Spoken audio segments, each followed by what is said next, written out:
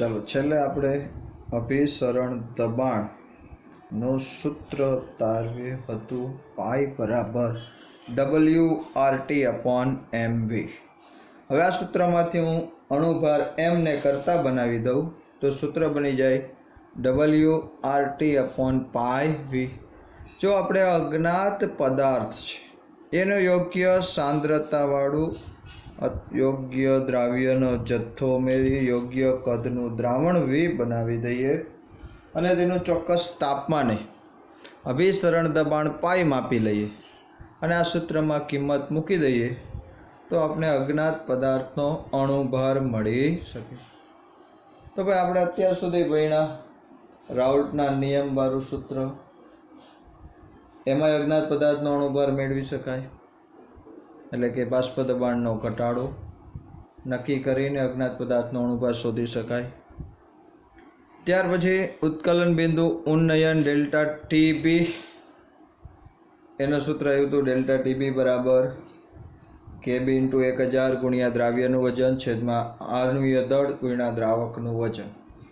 તો એ સૂત્રમાં અજ્ઞાત પદાર્થનો અણુભાર મેળવી શકાય. ઠાર બિંદુનો ઘટાડો માપીને અજ્ઞાત પદાર્થનો અણુભાર મેળવી શકાય. પણ આ બધી પદ્ધતિ છે અત્યાર સુધી ભણ્યા 4 પદ્ધતિ. એક રાઉલ્ટનો નિયમ એટલે બાષ્પ દબાણનો ઘટાડો પદ્ધતિ, બીજી ઠાર ઉત્કલન બિંદુ ઉન્નયન પદ્ધતિ જેમાં ઉત્કલન બિંદુમાં થતો વધારો માપવાનો હોય, ત્રીજી ઠાર બિંદુ અવનયન પદ્ધતિ જેમાં ઠાર બિંદુમાં થતો ઘટાડો માપી શકાય, અને ચોથી અભિસરણ દબાણ પદ્ધતિ. તો અજ્ઞાત પદાર્થનો અણુભાર શોધવા માટે આ ચારેય પદ્ધતિઓ છે દ્વારા મેળવી શકાય. પણ એ બધામાં સૌથી અગત્યની અને સારી પદ્ધતિ છે તો એ છે અભિસરણ દબાણ પદ્ધતિ. કેમ અભિસરણ દબાણ પદ્ધતિ બધા કરતાં વધારે સારી છે?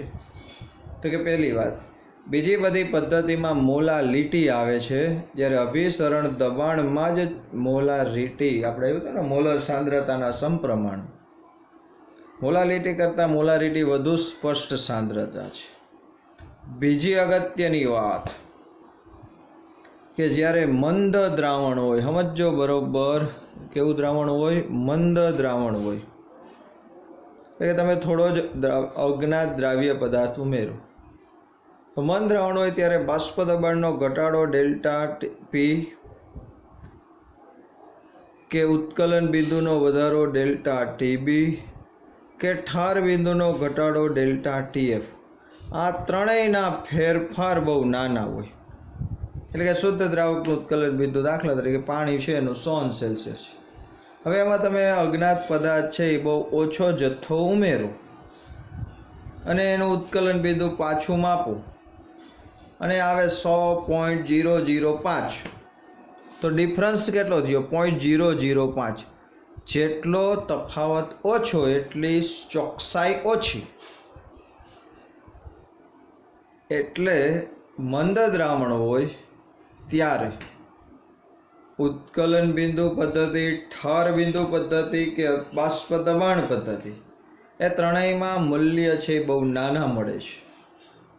પણ અભિસરણ દબાણ પદ્ધતિ છે એમાં પાઈનું મૂલ્ય છે જો તમે 12 એકમમાં માપો તો નાનું મળે, પણ 12માંથી આપણે એની જગ્યાએ મિલીમીટરમાં ચોકસાઈથી માપી શકાય. કારણ કે 1 બાર બરાબર 760 મિલીમીટર થાય. તો 12 કરતાં મિલીમીટરમાં 760 ગણો મોટો જવાબ આવે. અને જેમ ફેરફાર મોટા એમ તમે એ સૂત્રમાં કિંમત મૂકો તો વધુ ચોક્કસ આણ્વીય દળ મળે છે. તો યાદ રાખો, બધી પદ્ધતિ છે એમાં સૌથી બેસ્ટ પદ્ધતિ કઈ? અભિસરણ દબાણ પદ્ધતિ. બીજી એક મહત્વની વાત કે ઘણા પોલિમર પદાર્થ હોય જેમ કે પ્રોટીન. હવે અજ્ઞાત પ્રોટીન પદાર્થ છે એનો આણ્વીય દળ માપવો છે, એટલે તમે થોડોક દ્રાવ્ય પદાર્થ પાણીમાં કે કોઈ પણ યોગ્ય દ્રાવકમાં ઉમેરો તો ભાઈ પોલિમર પદાર્થ છે એના કણોના કદ મોટા જ હોય, અણુઓ મોટા હોય, એટલે દ્રાવણ બને ત્યારે દ્રાવ્યના અણુઓની સંખ્યા બહુ ઓછી થાય. કણોની સંખ્યા કેમ ઓછી થાય સમજાણું? આપણે પદાર્થ ઓછો નાખ્યો છે, થોડો પદાર્થ અંદર જઈને દ્રાવ્ય થઈ ગયો, પણ એના અણુઓ જ મોટા છે, તો અંદર કણો ઓછા. અને અત્યાર સુધી ભણ્યા એ બધા જ ગુણધર્મ છે, ડેલ્ટા પી, ડેલ્ટા ટીબી, ડેલ્ટા ટીએફ અને પાઈ, એ બધા સંખ્યાત્મક ગુણધર્મ છે. કોના ઉપર આધાર રાખે? દ્રાવ્ય કણોની સંખ્યા ઉપર. તો મન દ્રાવણ જ બનાવવું પડે, કારણ કે સાંદ્ર દ્રાવણ માટે આ કોઈ નિયમ ચોકસાઈથી લાગુ પડે નહીં. તો મન દ્રાવણ બનાવો ત્યારે કણોની સંખ્યા ઓછી, કણોની સંખ્યા ઓછી તો ફેરફાર ઓછા, અને ફેરફાર ઓછા તો બહુ ચોકસાઈથી મૂલ્ય મળે નહીં. અને બીજી મહત્વની વાત કે ભાઈ પ્રોટીન જેવા પદાર્થ છે તો એ દ્રાવણને તમે ગરમ ન કરી શકો. કેમ ન ગરમ કરી શકાય? કારણ કે પ્રોટીન છે એને ગરમ કરો તો એમાં વિકૃતિકરણ આવે. વિકૃતિકરણ એટલે શું? જેમ કે ઈંડું છે એ પ્રોટીન છે. હવે આ દુનિયાના મોટા ભાગના પદાર્થ છે ને તમે ગરમ કરો તો ઘન હોય તો એમાંથી પ્રવાહી બને, પ્રવાહી હોય તો વાયુ બને. પણ આ ઈંડામાં લિક્વિડ હોય, પણ જો તમે એને ગરમ કરો તો એ સોલિડ બની જાય, ઘન બની જાય. તો દાખલા તરીકે પ્રોટીન છે એનો આ ગુણધર્મ છે કે એને તમે ગરમ કરો ને તો એ પ્રવાહીમાંથી ઘન બને, એના કણો ભેગા થાય. હવે યોગ્ય દ્રાવકમાં તમે પ્રોટીન ઉમેરું છું, અજ્ઞાત પ્રોટીન છે, કયું છે એ ખબર નથી, અને તમે ગરમ કરીને ઉત્કલન બિંદુ માપવા જાઓ, પણ ગરમ કરો ત્યાં અણુઓ ભેગા થઈને અંદર ગઠોડો થઈ જાય, તો આપણને ઉત્કલન બિંદુનો વધારો સાચો મળે નહીં. પણ અભિસરણ દબાણ કેવી? તો કે પાઈ બરાબર WRT/MV. તમે ગમે તે તાપમાને અભિસરણ દબાણ માપી શકો. ઓરડાના તાપમાને પણ અભિસરણ દબાણ બહુ ચોકસાઈથી માપી શકાય. એટલે કીધું છે કે અભિસરણ દબાણ પદ્ધતિ છે આ બધી પદ્ધતિઓમાં સારામાં સારી પદ્ધતિ છે. સમજાય છે આટલું? ચાલો ત્યાર પછી થોડું આગળ વધીએ. ચાલો હવે અગત્યનો મુદ્દાની વાત કરવાની છે, સમ અભિસારી દ્રાવણો. બરાબર સમજો, સમ અભિસારી દ્રાવણો, એને બીજું કહેવાય આઇસોટોનિક સોલ્યુશન. તો કોને કહેવાય સમ અભિસારી દ્રાવણ? બરાબર સમજો. વ્યાખ્યા આપી દઈએ પહેલાં કે જે બે દ્રાવણોના અભિસરણ દબાણ સમાન હોય તેને સમ અભિસારી દ્રાવણ કહે છે. ભાઈ અભિસરણ દબાણ સમાન એટલે તો કે બે દ્રાવણ છે એને તમે અર્ધ પારગમ્ય પડદા વડે જોડી દો, અહીંયા વચ્ચે અર્ધ પારગમ્ય પડદો રાખી દો. અહીંયા એક દ્રાવણ છે, અહીંયા બીજું દ્રાવણ છે. આ દ્રાવણ 1, આ દ્રાવણ 2. જો બેયના અભિસરણ દબાણ સરખા હોય તો એને સમ અભિસારી દ્રાવણ. ભાઈ ખબર કેમ પડે આપણે અભિસરણ દબાણ સમાન સરખા? તો કે અર્ધ પારગમ્ય પડદો રાખીને એ બેને એકબીજાના સંપર્કમાં રાખો. આ બે બાજુ દ્રાવણ છે એ જ્યાં સુધી ભરેલા છે, સ્તર જોઈ લો કે આટલે સુધી ભરેલા છે. જો અભિસરણની ઘટના ગમે તે એક બાજુ થતી હોય તો એક બાજુની સપાટી નીચે ઉતરે ને એક બાજુની સપાટી ઊંચી જાય, કારણ કે દ્રાવકનો પ્રવાહ સ્વયંભૂ વહે. પણ જો એમનેમ રહે, અભિસરણની ઘટના જ ન થાય, તો શું સમજવાનું કે એ બે દ્રાવણો છે એના અભિસરણ દબાણ સમાન છે. તો આવા સમાન અભિસરણ દબાણ ધરાવતા દ્રાવણોને શું કહેવાય? સમ અભિસારી દ્રાવણો. તો અભિસરણની ઘટના થતી નથી. બીજી મહત્વની વાત, તો જે બે દ્રાવણોના અભિસરણ દબાણ સમાન હોય તેના બાષ્પ દબાણ સમાન જ હોય, એટલે એને સમદાબી દ્રાવણ કહેવાય. કેમ બાષ્પ દબાણ સમાન હોય? તો કે જે બે દ્રાવણોના અભિસરણ દબાણ સમાન હોય એમાં દ્રાવ્ય કણોની સંખ્યા પણ સમાન હોય, અને દ્રાવ્ય કણોની સંખ્યા સમાન દ્રાવ્ય કણોની સંખ્યા સમાન હોય, અને દ્રાવ્ય કણોની સંખ્યા જેમાં સમાન હોય એના બાષ્પ દબાણ પણ સમાન જ હોય, કારણ કે બાષ્પ દબાણ છે એ પણ કેવો ગુણધર્મ છે? સંખ્યા. તો યાદ રાખો, સમઅભિસારી દ્રાવણોના બાષ્પ દબાણ સમાન હોય, આથી એને બીજું સમદાબી દ્રાવણો પણ કહે છે. એને ઇંગ્લિશમાં કહેવાય આઇસોટોનિક દ્રાવણ. શું કહેવાય? આઇસોટોનિક દ્રાવણ. બીજી મહત્વની વાત આ ઉદાહરણ દ્વારા સમજવી છે કે રક્તકણ 0.9% વેટ બાય વોલ્યુમ, આ 0.9% વેટ બાય વોલ્યુમનું જે દ્રાવણ છે એ આપણા રક્તકણના, લખેલું છે રક્તકણના પ્રવાહી સાથે સમઅભિસારી, પણ 0.9% વેટ બાય વોલ્યુમ કોનું દ્રાવણ? NaCl નું. શેમાં બનાવેલું? પાણીમાં. હું એક બીકર લઈ લઉં, એમાં 0.9% વેટ બાય વોલ્યુમ વાળું NaCl નું દ્રાવણ ભરી દઉં અને એની અંદર રક્તકણને મૂકી દઉં. આ રક્તકણ છે, સમજો. તો રક્તકણના કદમાં કોઈ ફેરફાર થતો નથી. ફેરફાર થતો નથી એનો મતલબ કે અભિસરણની ઘટના થતી નથી. અભિસરણની ઘટના નથી થતી એનો મતલબ કે આ બે દ્રાવણો છે એની સાંદ્રતા પણ કણ સંખ્યા સાંદ્રતા એટલે કે અભિસરણ દબાણ સમાન છે. તો યાદ રાખજો, ખાલી સાંદ્રતા નહીં જોવાની, કણ સંખ્યા સાંદ્રતા. નવો શબ્દ આજે મૂકું છું, કણ સંખ્યા સાંદ્રતા. કોને કહેશું? આપણો પ્રાઇવેટ શબ્દ છે, કણ સંખ્યા સાંદ્રતા. કે હું એમ કહું કે 2 મોલર યુરિયા, તો આમાં યુરિયાના અણુઓ કેટલા? તો તમારે કેટલા કહેવાના? 2 મોલ. પણ હું એમ કહું કે 1 મોલ NaCl રાખું, ચાલો 1 મોલર NaCl, તો આની મોલારિટી 1, પણ કણ સંખ્યા સાંદ્રતા તો કે આમાંથી કેટલા આયન છૂટા પડે? તો કે 2 આયન, એક Na પ્લસ ને બીજો Cl માઇનસ. એ 2 ગુણ્યા 1 એટલે 2 આયન ગુણ્યા 1 કેટલા થયા? 2. તો આમાં કણ સંખ્યા સાંદ્રતા કેટલી થાય? 2 મોલ. તો જેની કણ સંખ્યા સાંદ્રતા સરખી હોય, એટલે કે ખાલી સાંદ્રતા મોલારિટી નહીં જોવાની, કણોની સંખ્યા સમાન હોય, એના જ બાષ્પ દબાણ સમાન હોય અને એના જ અભિસરણ દબાણ સમાન હોય. જો અહીંયા બીજા 2 મહત્વના ઉદાહરણ લીધા છે મેં. 1 મોલર NaCl નું જલીય દ્રાવણ છે, એ 2 મોલર યુરિયા સાથે સમઅભિસારી છે. વચ્ચે બરાબરની નિશાની એવું દર્શાવે કે એ સમઅભિસારી છે. આવું કેમ? તો કે અહીંયા NaCl માંથી કેટલા આયન છૂટા પડે? 2.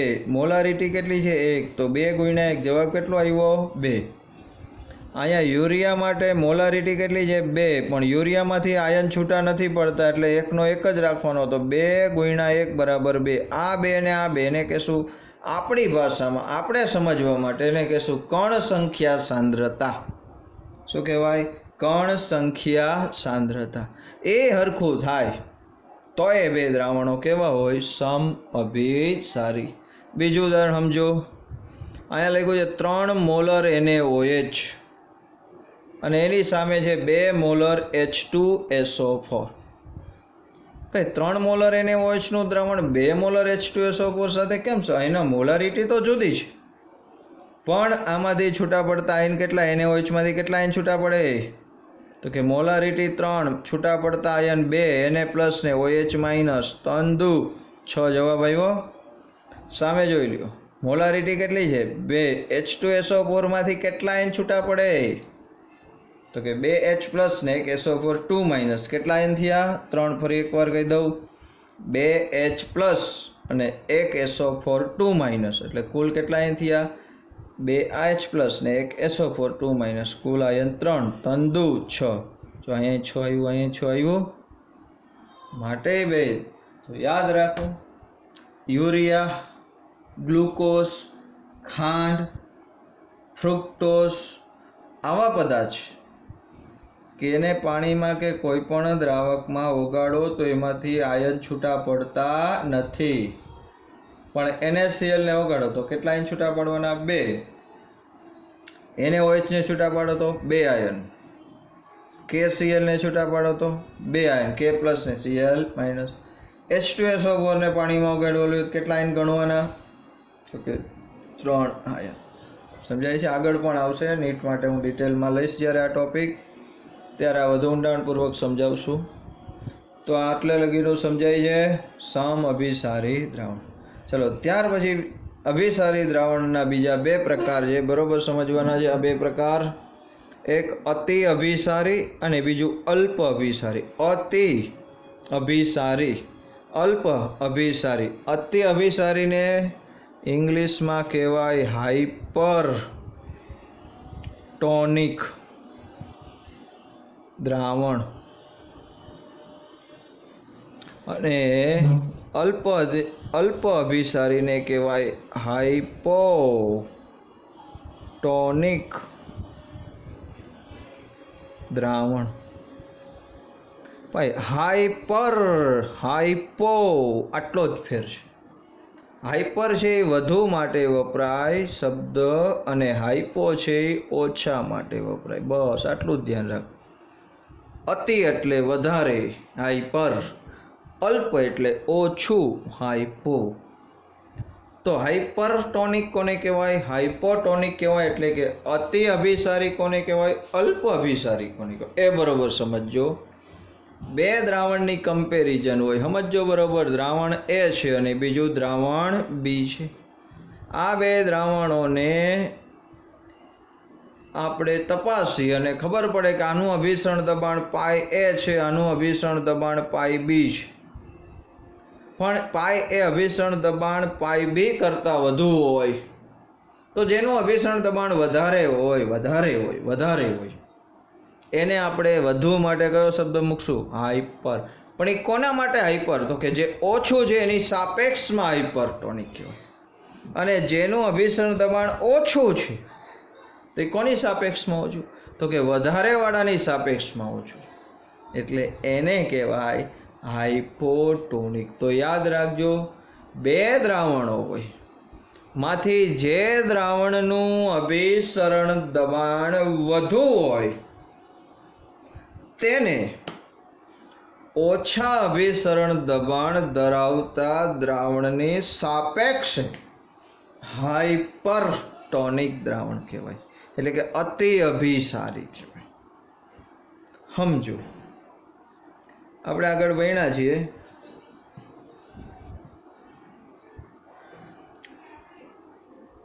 કે 0.9% વેઇટ બાય વોલ્યુમ NaCl નું દ્રાવણ હોય. કોનું દ્રાવણ? NaCl નું. એની અંદર રક્તકણ મૂકતા હતા, હમણાં થોડી વાર પહેલાં જ વાત કરી, તો કોઈ જ અભિસરણની ઘટના બની નહોતી. પણ હવે હું જે NaCl નું દ્રાવણ છે સમજો બરોબર, એની સાંદ્રતા 0.9%થી થોડી વધારે કરી દઉં. વધારે કોના કરતાં વધુ? એટલે થોડુંક વધારે મીઠું નાખેલું છે. હવે એની અંદર રક્તકણ મૂકું, સમજો બરોબર, તો શું થશે? તો કે બહાર સાંદ્રતા વધી ગઈ, અંદર સાંદ્રતા ઓછી છે.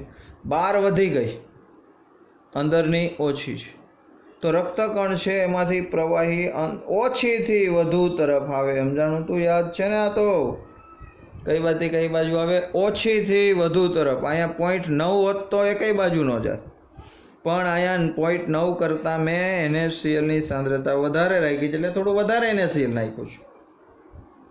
તો અંદરથી રક્તકણ છે એમાંથી પાણી બહાર આવવા માંડશે, નરવે રક્તકણ સંકોચાઈ જશે. તો સમજો, તો હવે આ બેમાં રક્તકણનું પ્રવાહી અને આ 0.9થી વધુ સાંદ્રતા ધરાવતું NaClનું દ્રાવણ, એ બેમાં વધારે અભિસરણ દબાણ કોનું હશે?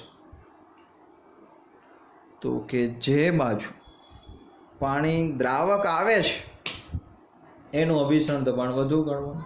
જેની સાંદ્રતા વધુ એનું અભિસરણ દબાણ વધુ. તો કોની સાંદ્રતા વધુ થઈ? તો કે 12 વાળા દ્રાવણની.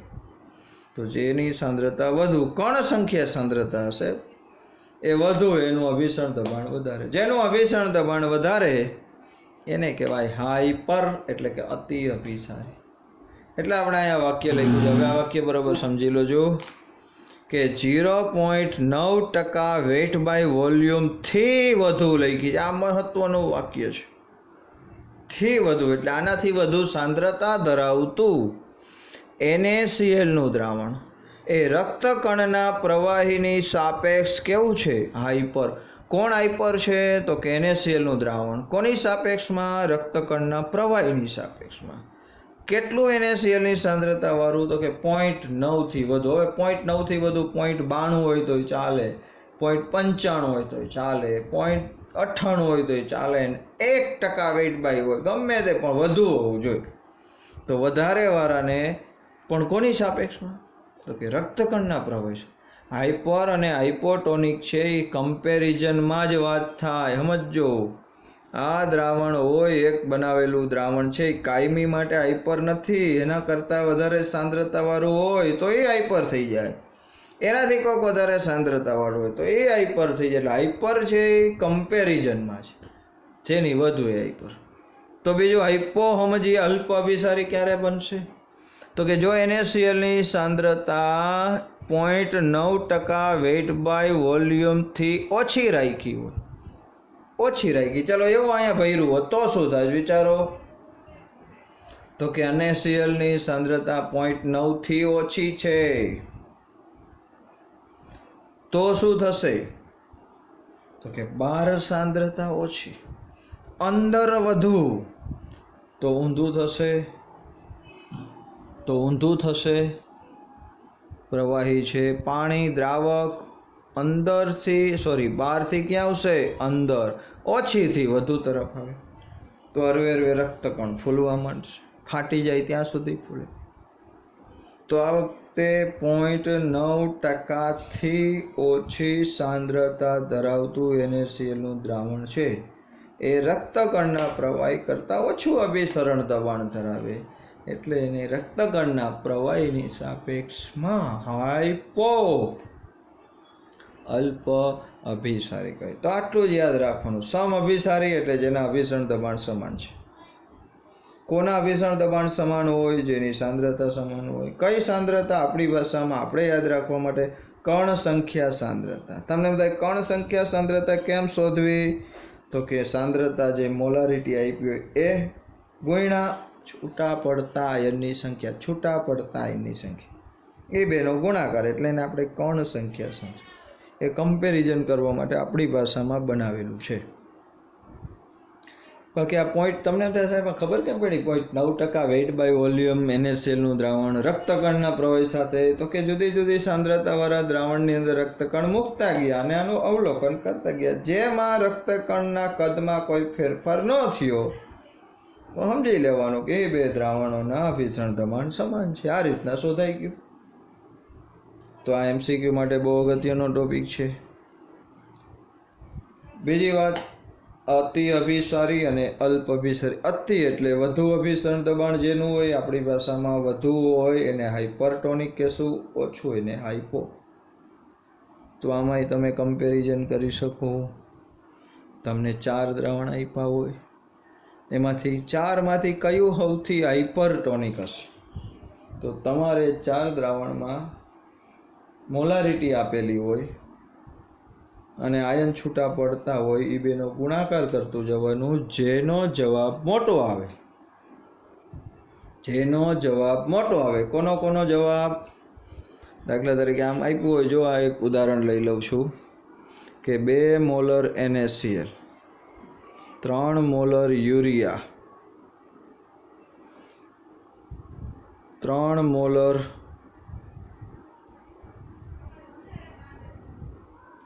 ખાંડ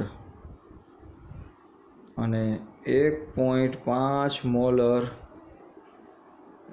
FeCl3. આ 4 દ્રાવણ છે. 2 molar NaCl, 3 molar urea, 3 molar ખાંડ અને 1 અહીંયા 4 મોલર ખાંડ કરી નાખો. હાલો ને ભાઈ, મફત છે ને, ઠપકારો. આ ચારેયમાં હાઇપરટોનિક કયું ગણવું હોય તો અહીંયા જો આ ગુણાકાર કેટલો થાય? 2 ગુણ્યા કેટલા આયન છૂટા પડે? 2. 2 ગુણ્યા 2 જવાબ કેટલો આવ્યો? 4. અહીંયા આયન છૂટા ન પડે. 3 એકુ 3. ખાંડ આયન છૂટા ન પડે. 4 એકુ 4. FeCl3માં કેટલા આયન છૂટા પાડવાના? જેટલા પડતા બધા પાડી જ દેવાના. Fe1 ને 3Cl કેટલા થયા? 4. 4 ગુણ્યા 1.5 4 દોઢા 6. 4 ગુણ્યા તો આમાં જવાબ કેટલો આવ્યો? 6. આમાં 4, આમાં 3, આમાં 4. તો આ બધામાં સૌથી મોટો જવાબ કોનો? તો કે 1.5 મોલર FeCl3. તો આ બધામાં આ ચારેયમાં સૌથી વધુ અભિસરણ દબાણ કોનું હશે? તો કે FeCl3ના દ્રાવણનું. તો FeCl3ના દ્રાવણને આ ચારેયમાં શું કહેવાય? હાઇપરટોનિક, અતિ અભિસારી. હવે બીજી વાત, આમાંથી એમ પૂછ્યું હોય તો આ ચારેયની કયું દ્રાવણ અલ્પ અભિસારી છે? તો જેનો જવાબ ઓછો હતો. યુરિયામાં જવાબ કેટલો હતો? 3. તો આ યુરિયાનું દ્રાવણ કેવું થાય? અલ્પ અભિસારી. હવે બીજી એક રીતના MCQ વિચારીએ. કાંઈ તમને એમ પૂછે કે આ બે દ્રાવણ 3 મોલર યુરિયા અને 4 મોલર ખાંડ, એ બેને તમે એકબીજાના અર્ધપારગમ્ય પડદા દ્વારા સંપર્કમાં રાખો તો, સમજો, સંપર્કમાં રાખો તો કયા દ્રાવણની સાંદ્રતા ધીમે ધીમે ઘટશે? લ્યો, ઘટે એમ કીધું છે. તો પહેલાં આમ જો, આમાં 3 મોલર, આમાં 4 આયન, તો 3 ને 4. આ બેમાં કોની સાંદ્રતા વધુ થઈ? આની. હવે બેને અર્ધપારગમ્ય પડદા દ્વારા સંપર્કમાં રાખો તો ઓછીથી વધુ તરફ દ્રાવક આવવા મળશે. અહીંયા દ્રાવક કોણ હોય? કાંઈ ન કીધું એટલે દ્રાવક કોણ? પાણી. તો ઓછીથી વધુ તરફ પાણી આવી રાખશે. તો યુરિયાનું દ્રાવણ છે એમાંથી પાણી જશે, પણ ખાંડના દ્રાવણમાં પાણી આવી રાખશે. પાણી આવશે, ખાંડ તો એમનેમ રહેવાની, પાણી ઉમેરાતું જશે. ધીમે ધીમે ખાંડના દ્રાવણની સાંદ્રતા ઘટતી ગઈ, કહેવાય ઓછું ગયડું થઈ ગયું. તો આવા પ્રશ્ન આના ઉપરથી પૂછી શકાય. બહુ અગત્યનો ટોપિક છે, MCQ માટે ખાસ. બરાબર, ન સમજાય તો પાછા પૂછી લેજો. મેં તમને સ્ક્રીનમાં બતાવવાનો પ્રયત્ન કર્યો છે. એવું લાગે તો વચ્ચે વચ્ચે સ્ક્રીનશોટ પાડી લેવા અને બુકમાં વ્યવસ્થિત લખવાનું છે. 2 વાર લખી પાકું કરવાનું. ન સમજાય તો પૂછજો. હવે પછી આપણે કોયડામાં આગળ વધશું. એકાદ કોયડો લઈ લેશું. ત્યાર પછી લખાણ સંબંધિત પ્રશ્ન આવવાના છે. એ પ્રશ્ન છે એ તમારે જાતે બને ત્યાં સુધી સોલ્વ કરવાના છે. દાખલા જ છે, અને એના માટે મેં તમને એડવાન્સમાં PDF મોકલી દીધી છે. પહેલા પ્રશ્ન જાતે સોલ્વ કરવાનો પ્રયત્ન કરવાનો. દાખલામાં ભૂલ પડે અથવા અટવાવ તો જ એ PDFમાં મેં સોલ્યુશન સહિત પહેલાં જ મૂકી દીધેલું છે. લખાણ સંબંધિત પ્રશ્ન અને સ્વાધ્યાયના બધાના ઉત્તરો તમારી પાસે છે જ. જો ના સમજાય, જવાબ ન આવતો હોય, ગૂંચવાઈ જાવ તો જ એમાં જોવાનું અને દાખલા બરોબર ધ્યાનથી ગણવાના છે. આ પાઠમાં MCQ અને દાખલા ઉપર વધારે ભાર આપવાનો છે. ચલો, જય શ્રી કૃષ્ણ.